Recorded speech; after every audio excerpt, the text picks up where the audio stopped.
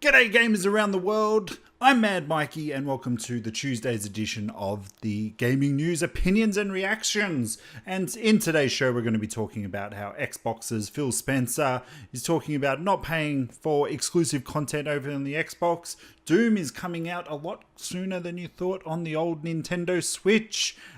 Along with Nintendo are actually encouraging a lot of adult games. Humble Bundle's been acquired by a gaming site company, and we're going to have the quick news followed by that. Mad Mikeey Gaming. And welcome to today's show, the reactions and opinion show about the news out there. So what I do is I go around the internet, grab all the bits of news that's going out there, and I then deliver my opinion on a lot of things. So guys, if you've already made up your opinion, don't forget the comment section down below. If you do like today's video, don't forget, give it a thumbs up and be a mate, and along with sharing and subscribing, because you know that always helps. And don't forget to ring a ding ding ding ding that bell, which is the notification one, so that you never miss a video about Mad Mikey.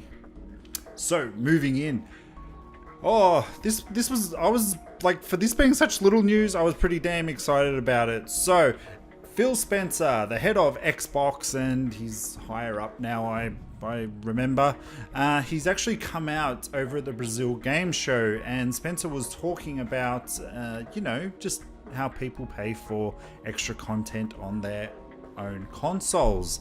Now he went on to say, people always knock me on this. I've been on record, I don't love the idea or practice of paying so that other platforms can't play or use a certain gun in a game or do a certain level. I know I say that, and Xbox history, DLC exclusivity windows with Call of Duty, I understand the fingers are pointing right back at Xbox. I can only be who I am. It's not the best PR answer, but I don't like it. Oh, thank God. This is why Phil Spencer should rule the world. You know what I'm talking about? Because, I mean, look, as he said, there was the history there of Xbox sort of getting the exclusive rights to Call of Duty. That's when Don Matrick was running things. PlayStation members weren't happy. Xbox were happy, Xbox was sales, so it does sort of feel like whoever controls the Call of Duty controls the gaming console wars. But I really applaud Phil with his stance on this and coming in, because when you put it like that, when he said, I don't love the idea or practice of us paying so that other platforms can't use a certain gun or game or a certain level. That just tops it off as the best explanation that there is out there. More recently, I mean, Destiny had exclusive content on the PlayStation 4. Now Destiny 2's out, and now only is Xbox getting that extra stuff on there, and it is really stupid. I really hope that this practice does get stopped. And again, guys, let me know what you think about this, because I know that PlayStation fans are very passionate, as are all gaming fans out there. But the fact of the matter is, we're all paying the same price. We should all get the same game. Holler if you hear me, boys and girls.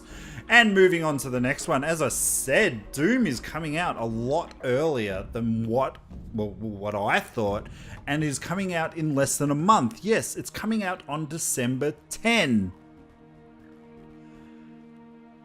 And just wow, I'm actually more excited about this game than what I actually thought I was going to be.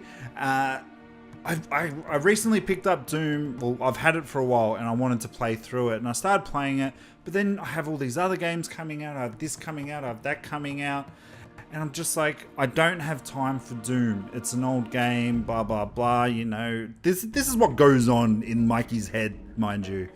And I just sort of put it back to the side and sort of went back to what I was playing, like NBA and Final Fantasy and stuff like that. But because I've got so many game consoles in my house, it is very hard to pick for. Like, just so much selection is so paralyzing. Paralyzed by Options. I've heard that that's actually a really good book. Maybe I should read it.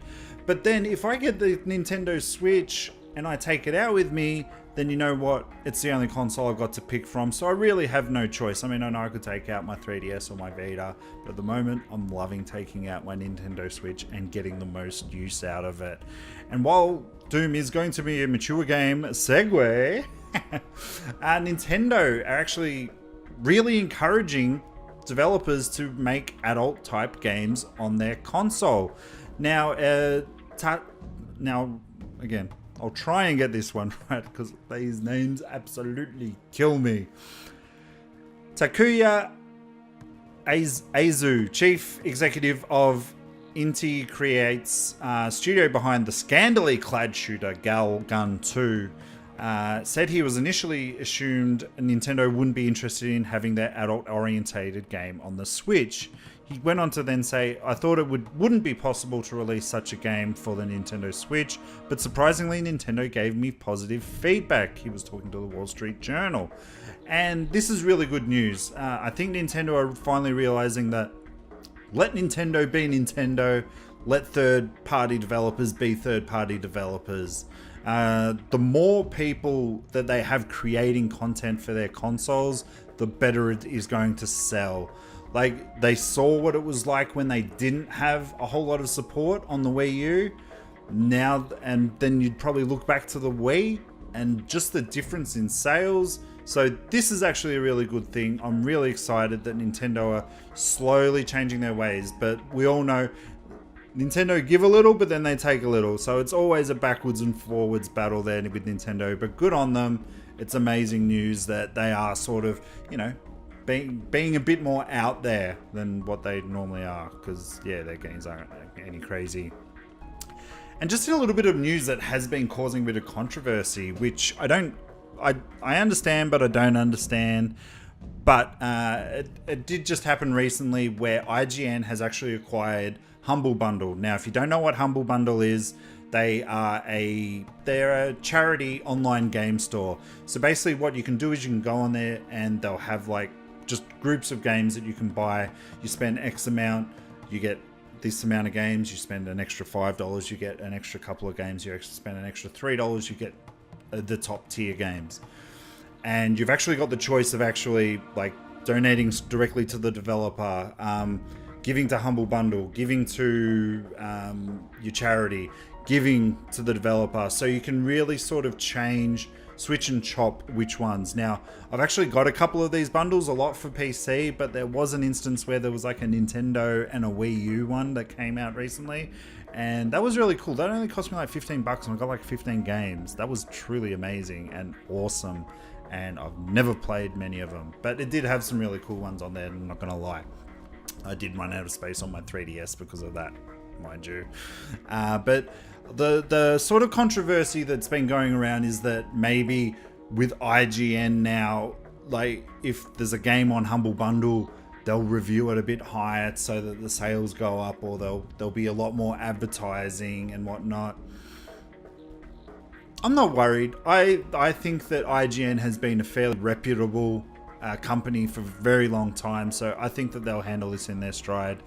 Humble Bundle actually chose who to sell it to, so the Humble co-founder Jeffrey Rosedon said IGN would help the company continue its quest to promote awesome digital content while helping community, and he went on to say, we chose IGN because they really understand our vision, share our passion for games, and believe our mission.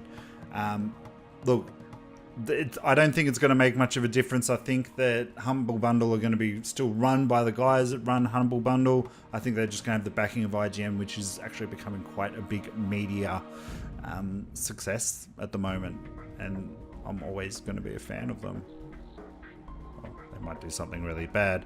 But that just leaves what is left of today's show to the quick news! Now, the quick news is just quick news. It's stuff that I don't really give two hoots about, but it caught my eye while I was out and about looking at all the gaming news. So, first up, there's going to be a Star Wars Battlefront 2 bundle for the PlayStation 4 Pro.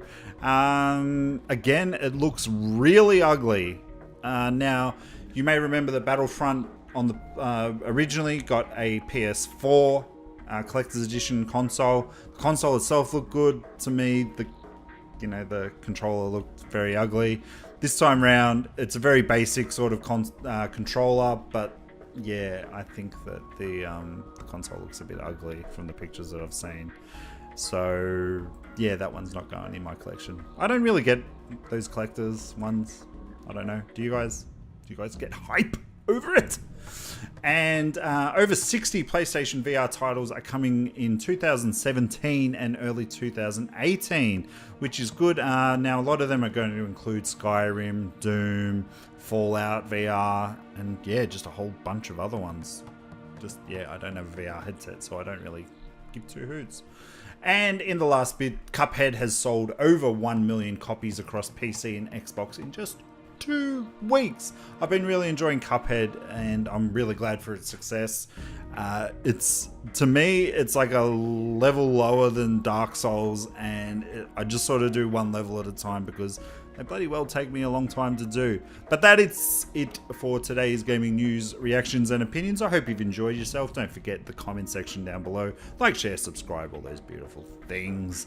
And I will see you guys tomorrow if there's some gaming news to be talked about. Otherwise, you know what? It's going to be a stream over on either YouTube or Twitch. Let me know in the comments which we prefer. But until then, guys, enjoy the games you're playing, and I will see you when I see you. Bye, guys.